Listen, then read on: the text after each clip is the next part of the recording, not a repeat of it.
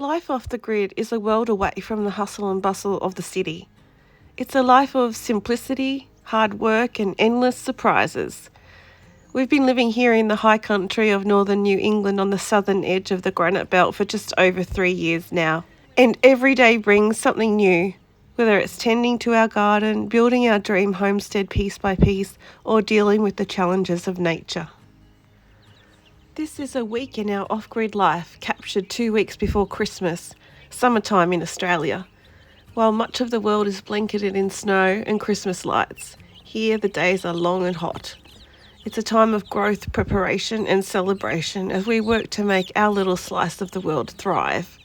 Over the next 7 days, we'll introduce you to the rhythms of our off-grid life, caring for our baby chicks, preparing for the growing season, and tackling unexpected challenges along the way.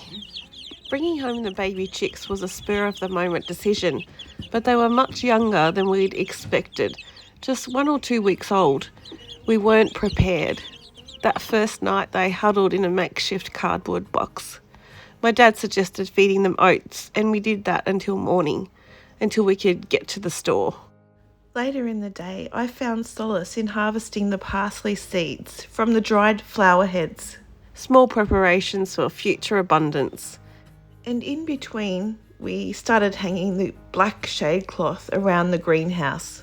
The first thing I saw when I opened my eyes this morning was Paul standing beside the bed, a cheeky grin on his face, and in his hands he cradled one of the tiny, fluffy brown chicks, chirping softly as if to say, "Good morning." He placed the chick gently on the bed, and for a moment everything else faded away. Don't let me. Just put it on the bed. No, it's going to jump away. Oh, I'll hold it. And then it will poo and it will be on my side. Just standing there.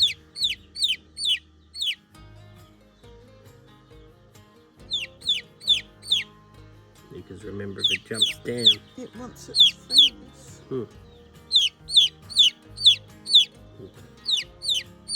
I'll put you back. With our mower broken, we borrowed the neighbour's, a grumpy old machine that had to be jump-started every single time. I don't think anyone tells you how important it is to have a jump-starter pack when you're off-grid. We've used ours so many times. This week it's been a lifesaver again. Later, Paul returned from the shops, his arms full of treasures. Tiny feeders, a plastic brooder box, and the highly nutritious chick starter feed, but he was most excited about 100 garden pots he'd picked up for free. So I started just getting all the black ones, but then I saw like that pile, and then I thought, oh, Tina would be able to use different colours for different stuff. And then got those, and then got some little ones, different colours, and different colours all over, and all different colours of the rainbow.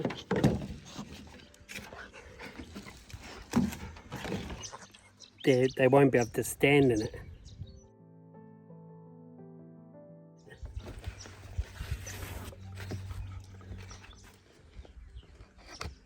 It's always a gamble which ends which.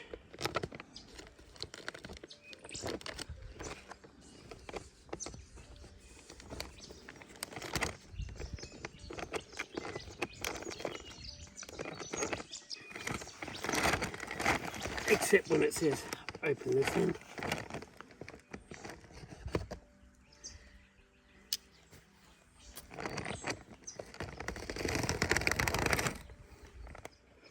Tighten that up a bit.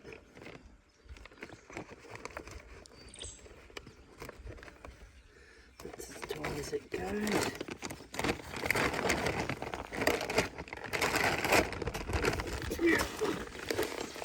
Wait for the accident.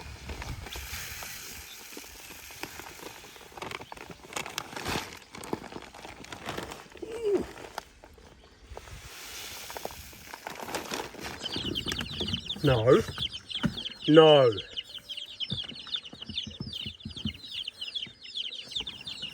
Stop. Sniff. Sniff. Come here. Come here. Come here. Stop it. Stop it!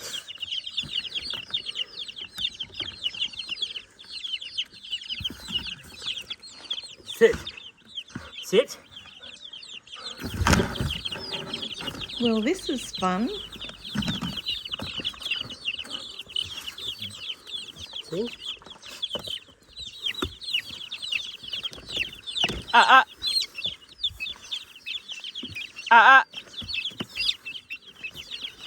Don't let it get too close. No.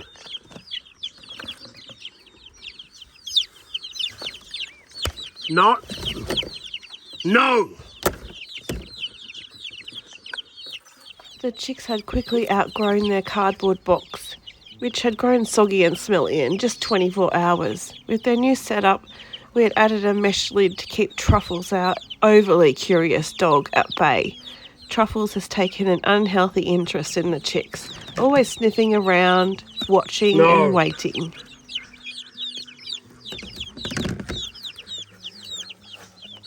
Stop it.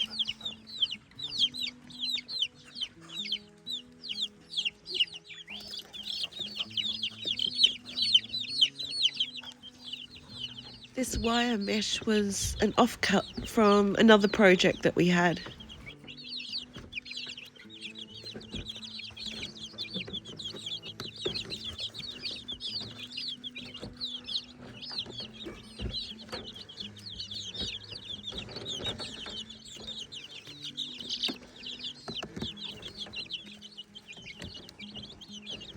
Among our little flock, there's one chick that doesn't seem quite right.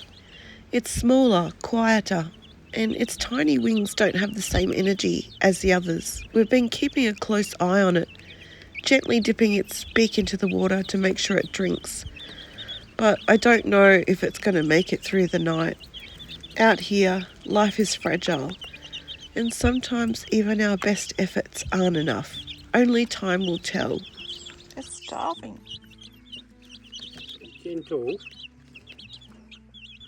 Truffles sits there for hours, staring into their box like a wolf dressed in grandmother's clothes, hungry and waiting. You can see that one looks bigger already. Truffles' tongue is just hanging out like the coyote eyeing the roadrunner in one of those old cartoons. Truffles, what big teeth you have. This one's not looking too well. It's got black on it. That's going to be a nice coloured one. Dip its water, dip its beak. One of the first things that you need to do with baby chicks is teach them where to find water.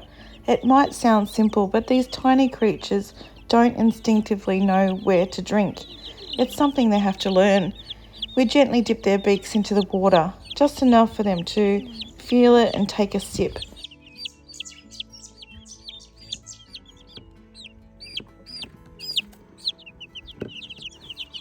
That other little one, that's like straight in.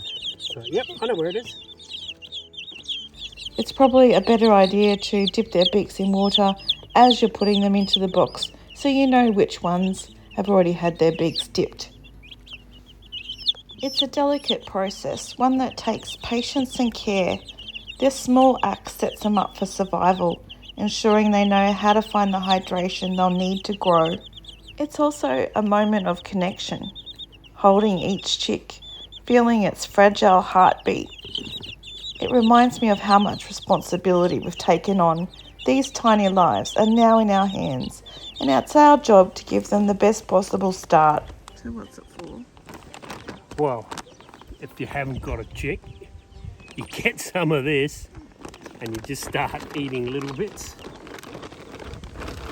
and you'll have a chick soon enough.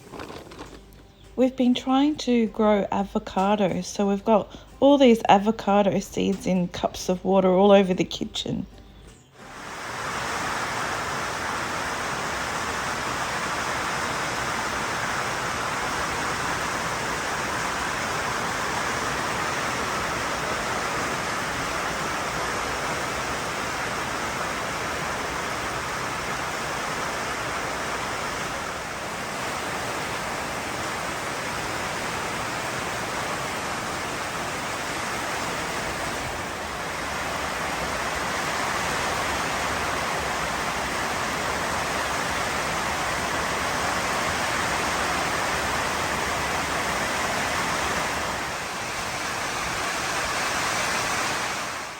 By evening, we'd measured 28 millimetres of rain, an absolute blessing in this hot weather.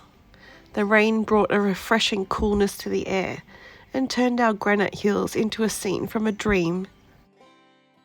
Today we tackle the greenhouse again.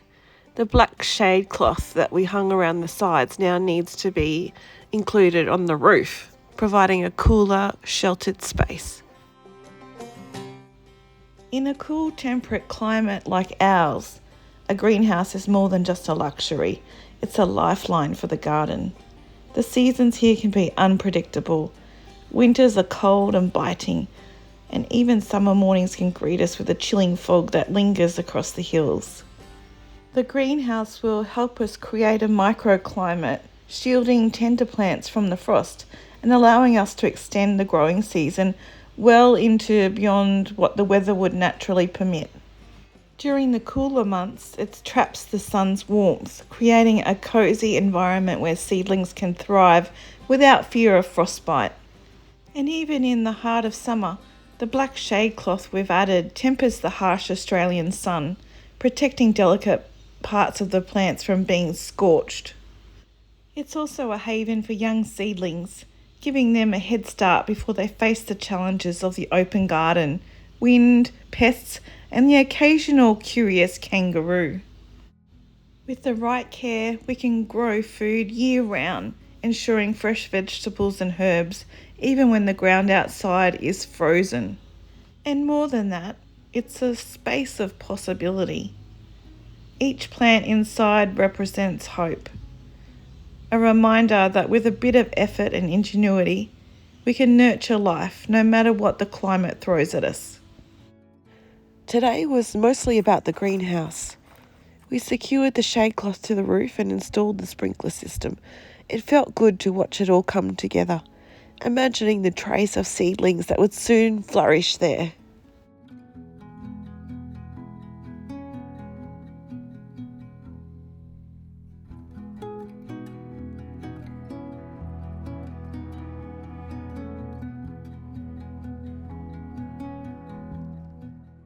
And inside we set up the seed trays, each compartment holding the potential for new life. Outside, the garden was thriving.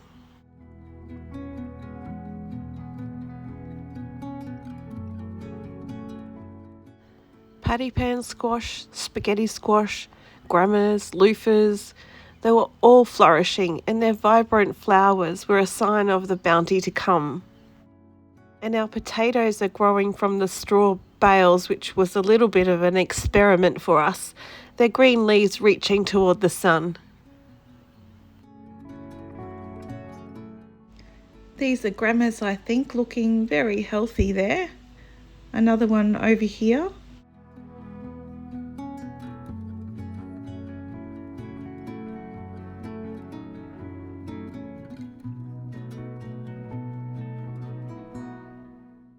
And this one is the spaghetti squash that I got from Kathy from Little Garden Big Dreams. So I love spaghetti squash. I can't wait to get some of those, hopefully.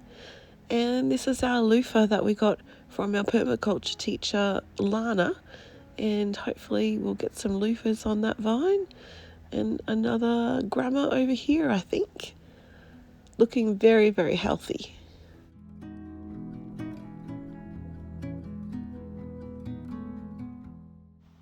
Even the cuttings we planted, like the hot lip salvias, were taking root and growing strong. And around the big tree near the shed, the new calendula flowers are beginning to sprout. And the strawberries, their fruits ripening to a red perfection, felt like little gifts from the land. And these strawberry plants were gifts from our permaculture teacher, Lana, as well. And then we have lots of coriander and cucumbers and things growing in here. The next day began with welding. Paul was outside welding on the old greenhouse tables. Beads of sweat were glistening down his face. Despite the heat, he worked on, determined to give us a space to harden off our plants once they're ready to leave the greenhouse. Paul working hard in the harsh summer sun, reassembling the greenhouse tables we dismantled to transport home. Sparks flew, the air thick with the metallic smell of hot steel. And by the end of the day, Paul was pale and shaky, a victim of metal fume fever. It's a harsh reminder to take care, even in the pursuit of progress.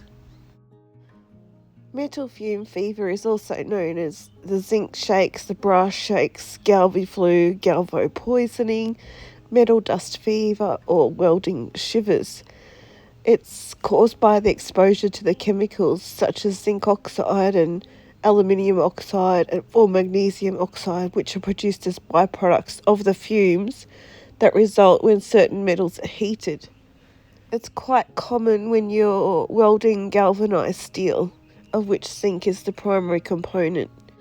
Generally, you get flu-like symptoms like fever, chills, nausea, headache, fatigue, muscle aches, joint pains, lack of appetite, shortness of breath, chest pain, dizziness and coughing as well. There are more severe symptoms for a more severe metal toxicity, and it can sometimes be confused with acute bronchitis or pneumonia.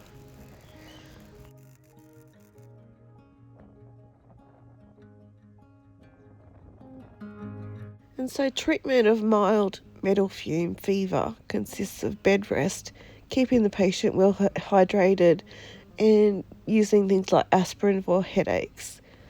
And some say that drinking milk can help as well. After Paul finishes welding, he uses the silver gal spray. It's basically designed to coat and protect metal from rust and corrosion. So apparently when you weld steel, the intense heat strips away the protective coating, leaving the metal exposed to the elements. And in our off-grid life, where projects often sit out in the weather, that exposure could lead to rust spreading like wildfire. Silver gal acts as a shield. It creates a protective layer that restores the zinc coating lost during the welding and prevents moisture and air from corroding the surface.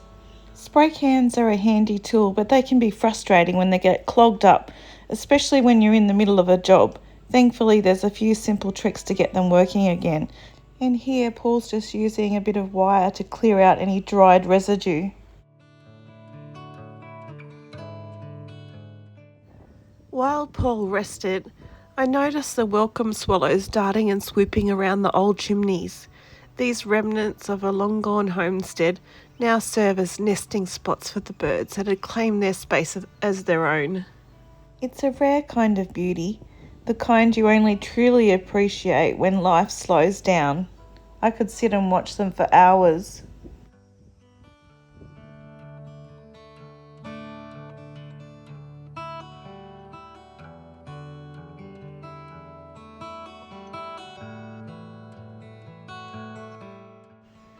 Day 4 brought the kind of intense heat that only the Australian summer can deliver. We had severe heat wave warnings, and as the afternoon wore on, I noticed a shadow moving across the ground. I looked up to see a magnificent wedge-tailed eagle circling high above. It felt almost ominous, like a silent guardian or perhaps a predator eyeing its next meal. I couldn't help but wonder, was it just riding the thermals, or was it keeping a keen eye on our baby chicks now outside in their brooder for some fresh air? The eagle wasn't the only one I had to worry about. While I was keeping an eye on the sky, a deadly brown snake slithered through our yard, no more than 2 steps away from me. My heart froze as it moved with silent grace, a reminder of the dangers that live alongside us. The wood piles and scraps near the shed suddenly seem less like resources and more like hiding places for creatures I'd rather not meet. I don't know if you can see it slithering along the fence line there in the long grass.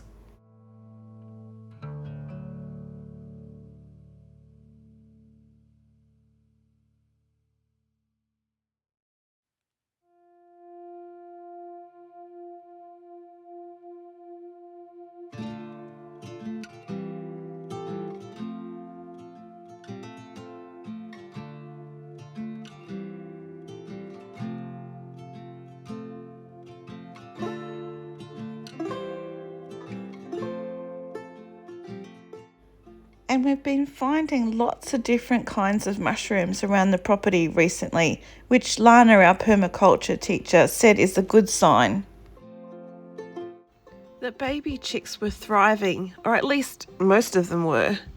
One looked a little weaker than the others, but we hoped it would pull through. Their brooder box got its first proper cleaning today. We lined it with wood shavings, a more comfortable and absorbent bedding than the paper towels that we'd been using previously. The heat has been relentless, but it has had its benefits. The chicks stayed warm without the need for a heat lamp. Still, we know that we need better equipment next time. A lesson learned. And they are adorable, but boy do they stink.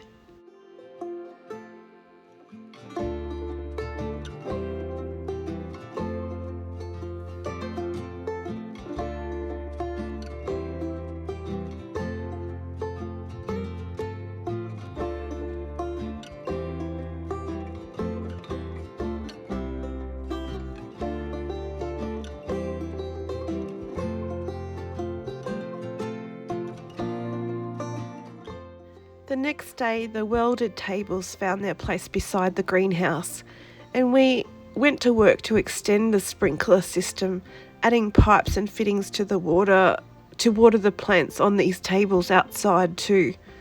The automatic timer was a game changer, freeing us from constant watering, though the thought of running out of tank water lingered in the back of our mind. So the first thing we did was cut a hole in the pipe so that we could add a T-joint, and then we could add an extra pipe to lead to outside the greenhouse so that the plants outside on the new garden tables could be watered out there as well at the same time.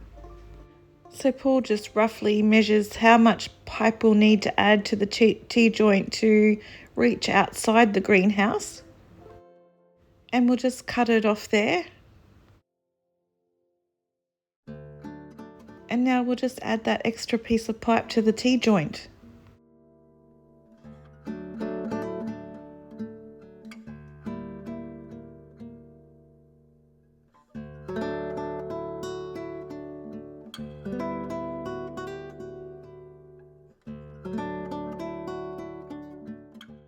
So we had to cut a hole in the black shade cloth outside to be able to poke the new pipe through.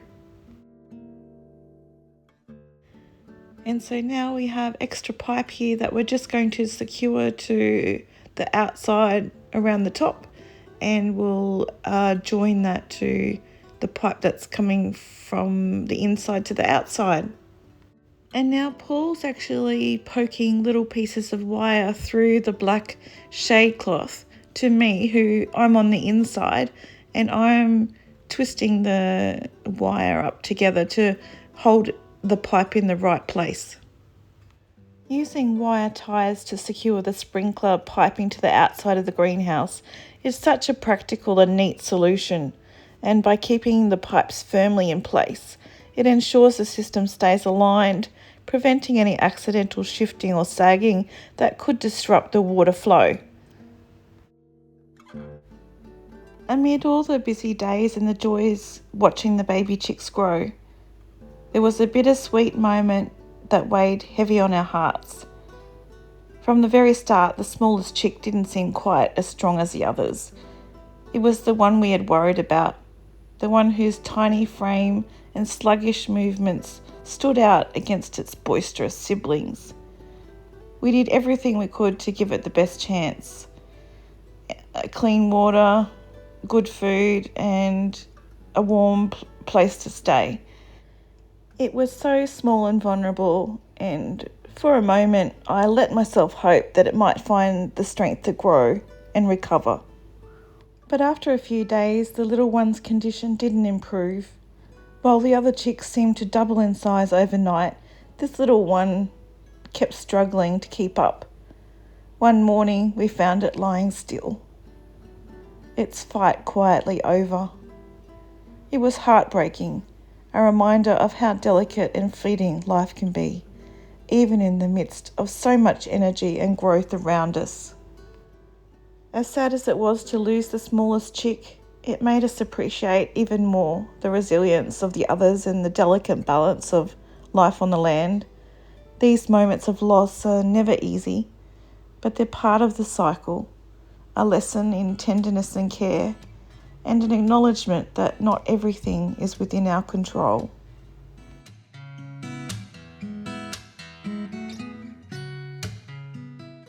This week has been filled with a mix of excitement and our usual routines, as we're not only tending to our off-grid life, but also eagerly preparing for a big adventure. In just a few days, we'll be packing our bags and heading to Thailand to spend Christmas with family. It's a trip we've been looking forward to months, and it's hard to believe it's so close now. It's been 13 years since we've travelled together overseas as a family. A long time for reasons I won't go into here, but this trip feels especially meaningful. There's something so exciting about reconnecting with loved ones in such a vibrant place, and we can't wait to share that part of our lives with you. For those of you who love our homesteading content, don't worry, after a few videos about our trip, we'll be back to our usual life off the grid, sharing our ups and downs and our building and growing our life out here.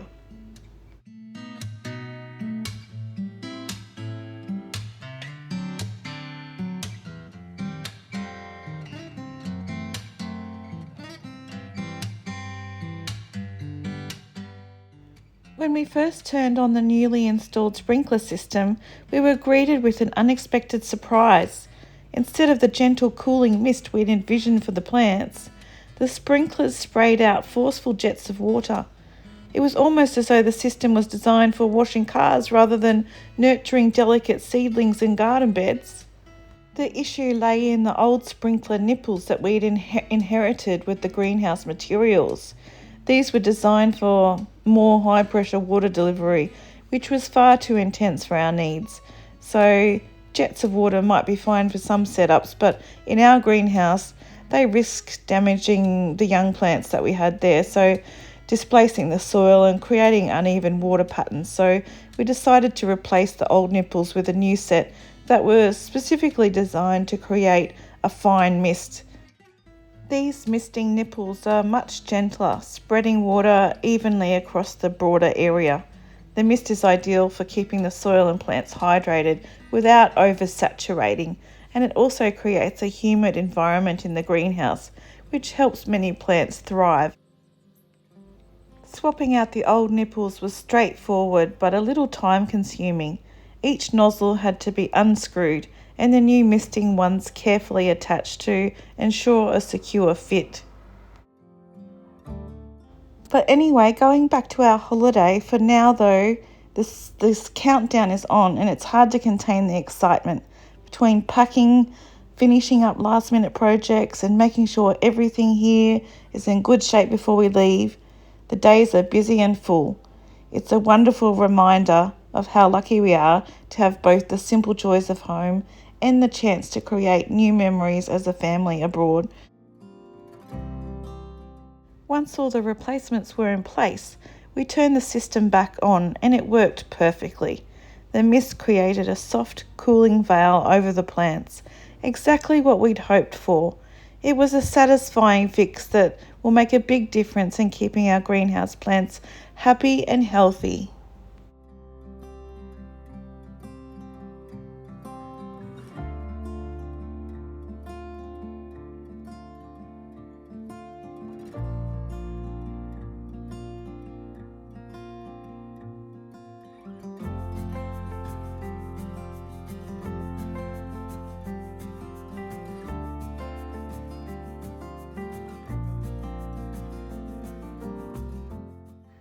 In the garden, life feels abundant. The comfrey we planted months ago thrives, and nectarines are ripening, and the first crabapple forms. Some small victories, but ones that fill me with joy. Around the fruit trees, mushrooms bloom, which is a sign of healthy soil. We've created a little ecosystem here, one that nurtures and is nurtured in return. The parsley grows wild beneath the citrus trees, and the cherry blossoms hint at sweet seasons to come. Living off the grid is hard work, but these moments, these tangible signs of growth, make it all worthwhile. This land is our lifeblood, unyielding, beautiful, and demanding of devotion.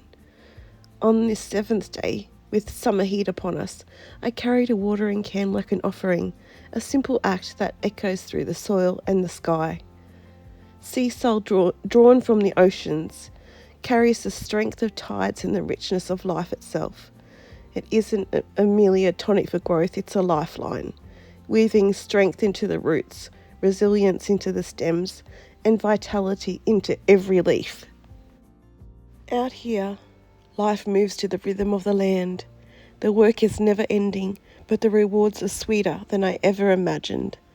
This is our life, 1 week, 1 day, 1 moment at a time, and I wouldn't trade it for anything.